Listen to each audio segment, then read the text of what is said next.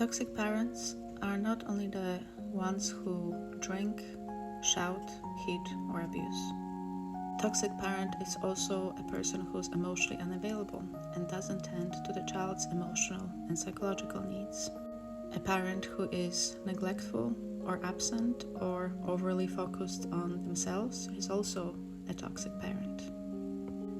A parent that treats a child as a substitute of their partner, expecting them to tend to their needs, is a toxic parent. A parent who is overprotective is also a toxic parent because he or she doesn't teach the child how to be independent in the world.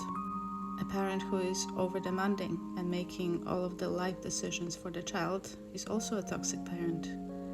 But then, a parent who is too laid back and doesn't teach the child about boundaries and the rules of the world is also toxic.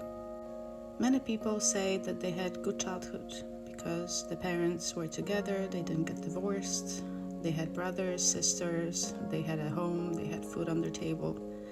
There was not too much shouting, there was no alcohol, there was no physical abuse. But then, when we look at adults and the problems that they are dealing with right now, it is obvious that many of them have suffered a trauma in their childhood, have been raised by toxic parents, even though they don't realize it. Now, what is the difference between a toxic parent and a parent who is just a human being making mistakes?